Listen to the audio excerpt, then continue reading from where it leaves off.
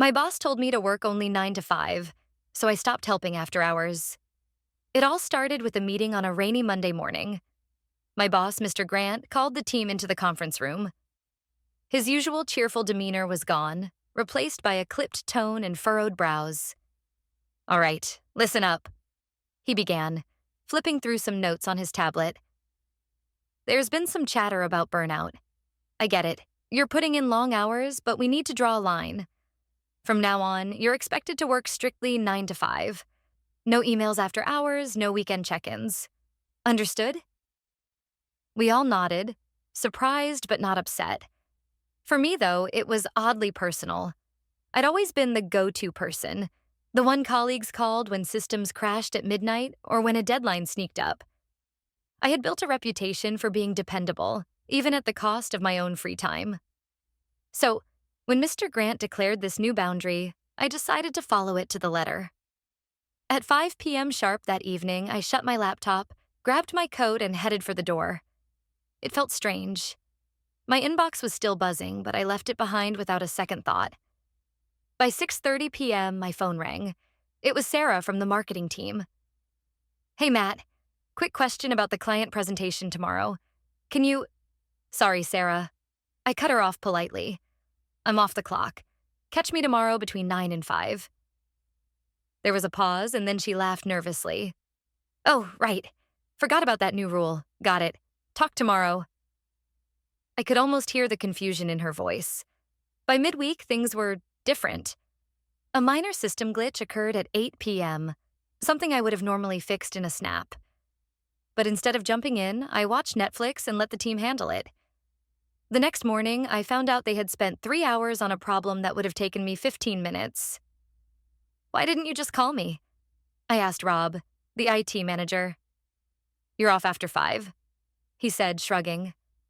We didn't want to break the rule. The following Monday, a major project deadline loomed. At 4:45 p.m., I wrapped up my tasks and sent an email to the team. "Everything I'm responsible for is complete. Anything else will have to wait until tomorrow. Good luck." I could feel the side eyes as I walked out of the office.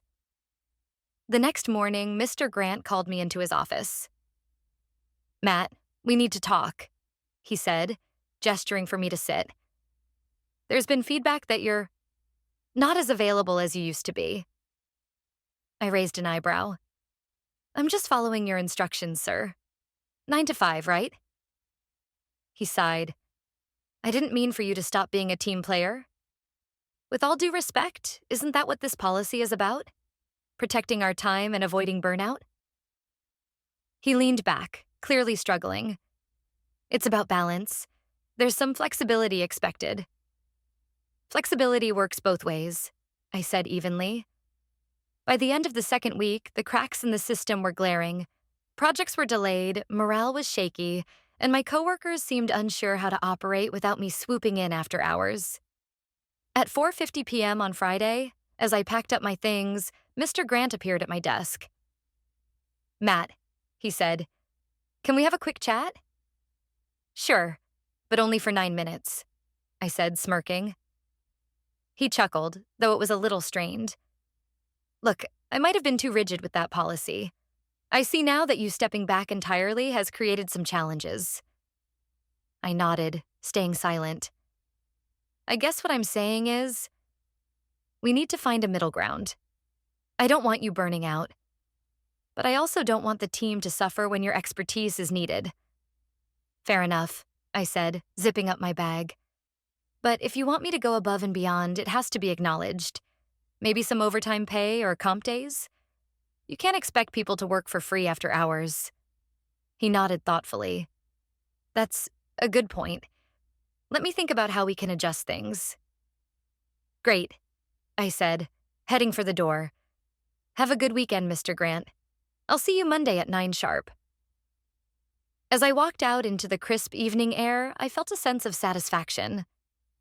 By setting boundaries, I had not only protected my own time, but also forced the company to rethink its expectations.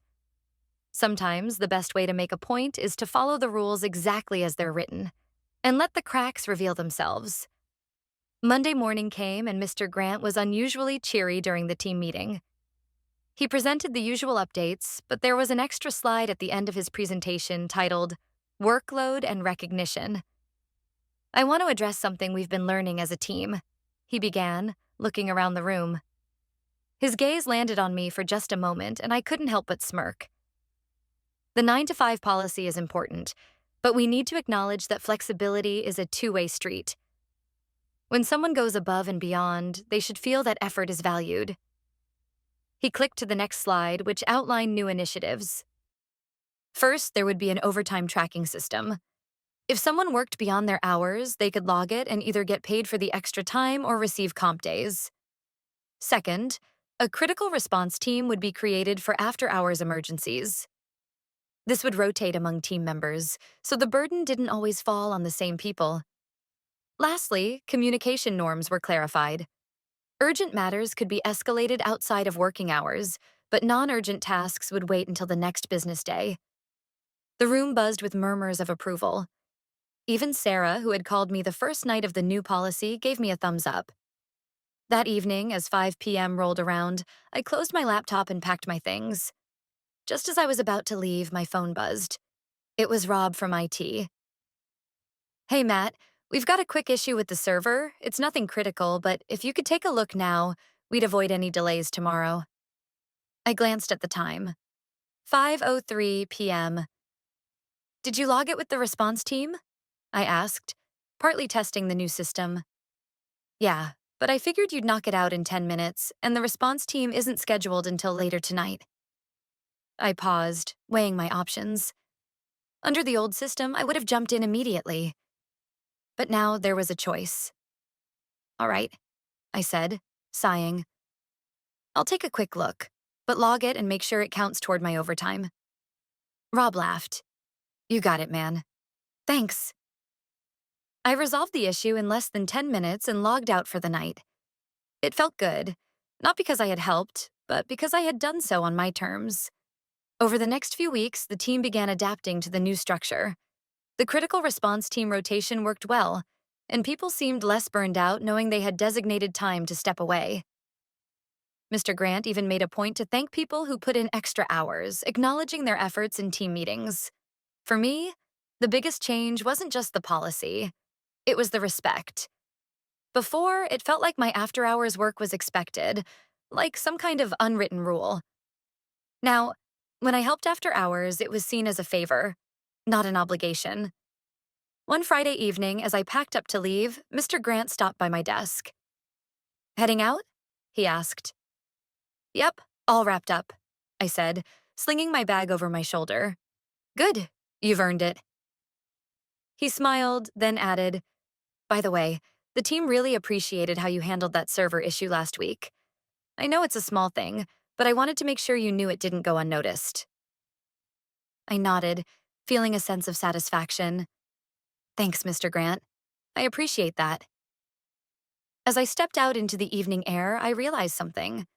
Sometimes changing the system isn't about rebellion or making a scene. It's about setting boundaries and showing people what's broken, one quiet step at a time. Half a year had passed since Mr. Grant implemented the 9 to 5 policy and the accompanying adjustments. By now, the team was running smoother than ever, and I had settled into a rhythm that gave me both balance and the respect I had fought for. The critical response team was a game changer. Everyone on the rotation received a small stipend for their availability during their assigned weeks. And I had noticed something remarkable. The emergencies that once seemed constant had decreased dramatically. By having dedicated points of contact, people became more intentional about what they escalated. The overtime tracking system was also working like a charm. No more unanswered late-night emails, no more stress about unacknowledged effort. For the first time in years, the team felt like we were all on the same page. But then, something happened that no one saw coming. It was a Thursday afternoon when the news hit. One of our biggest clients, Peak Tech Solutions, was expanding their contract. This was great news, except it came with an ambitious demand. A brand new system integration delivered in 3 weeks. The timeline was ridiculous, but Mr. Grant assured the client we could pull it off. After all, Peak Tech was a cornerstone client, and their expansion would mean huge bonuses for the company. And theoretically, for us too. The announcement was met with groans across the team. Everyone knew this meant long hours, extra pressure, and late nights. The very boundaries we'd worked to establish felt like they were hanging by a thread. That evening, Mr. Grant called a meeting to strategize. "We'll need all hands on deck for this one," he said, pacing at the front of the room. "I know this goes beyond our typical work hours, but if we can pull this off, it'll be worth it. Bonuses, promotions, and the chance to prove we can handle anything thrown our way." The room was silent. No one wanted to be the first to speak. Finally, I raised my hand. "Mr. Grant, what does this mean for the 9 to 5 policy? Are we throwing it out the window for this project?" He stopped pacing and looked at me, clearly choosing his words carefully. "Not throwing it out," he said, "but I am asking for flexibility, for the short term." I leaned back in my chair, crossing my arms. "And what happens if we stretch ourselves too thin and burn out before the project is done? Or if people feel like their effort isn't valued once the dust settles?" Mr. Grant sighed. "Fair point. Here's what I'll propose. Anyone who works outside of hours will be compensated. Overtime pay, no exceptions. And once this project is complete, we'll implement a mandatory recharge week. Everyone gets an extra paid week off to recover. How does that sound?" It wasn't a perfect solution, but it was better than nothing. The team murmured their approval, and I nodded. "All right," I said. "I'm in. But only if we stick to those terms." Mr. Grant smiled, relieved. "You have my word." The next 3 weeks were a whirlwind. Late nights, weekend shifts, and endless coffee runs became the norm.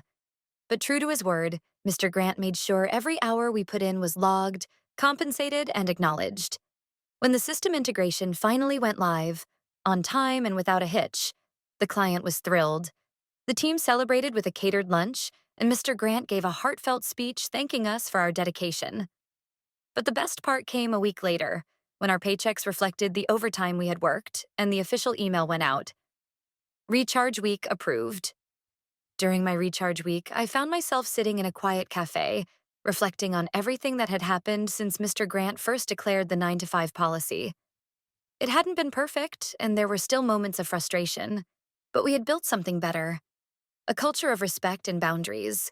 The old version of me would have worked myself to the bone, hoping someone noticed. The new version knew when to step back, when to step in, and how to advocate for myself. As I sipped my coffee, my phone buzzed with a message from Sarah. "Enjoying your time off? The office is quiet without you." I smiled and typed back. "Loving it. Don't break anything while I'm gone." For the first time in years, I felt like I had control over my work and my life. And that was worth more than any bonus, more than any